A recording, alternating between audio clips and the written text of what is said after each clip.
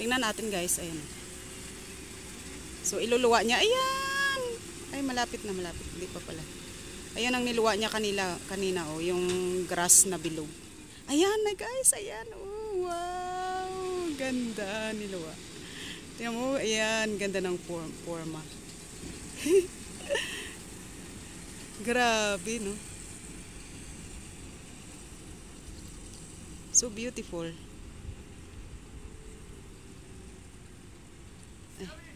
Was? Was?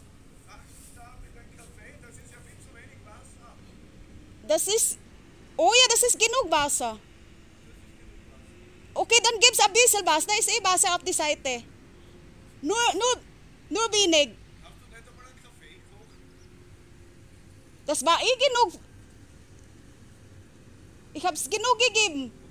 Ja, dann gib ein bisschen, also halbe Glas.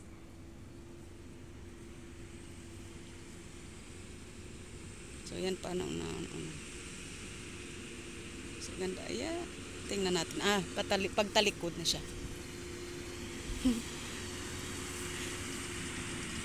So, iniipon na nila ang grass, guys.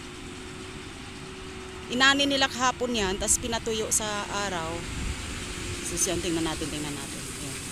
Pagtalikod niya, ayan. Tingnan natin kung meron siyang iluluwa. Diba, ang ganda. Kanina yung isa eh. Tingnan natin.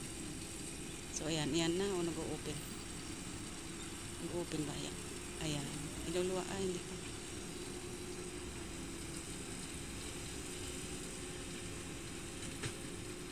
Tingnan natin. Ayan, no? Oh, diba? Ang ganda. Wow. Beautiful form. Ang ganda ng niluwa niya. Oh, diba? Yun. So, pinabilog. Tapos ang ganda-ganda. Pwede siyang, parang, ba tawag dito?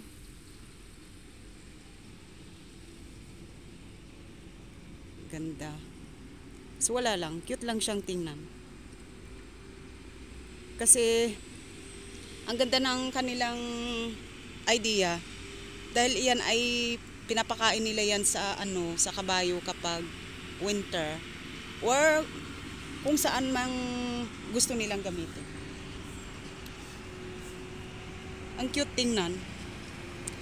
Dapat ganyan din ang gagawin sa Pilipinas, no? Yung may mga sila, yung kumbaga meron silang mga, tingnan natin kung luluwa pa siya. Tingnan natin kung luluwa ng panibagong grass. So.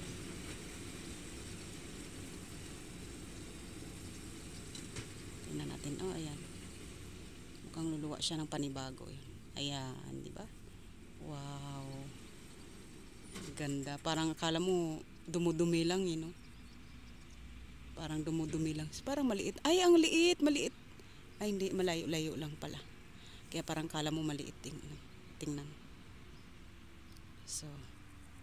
So yan na guys.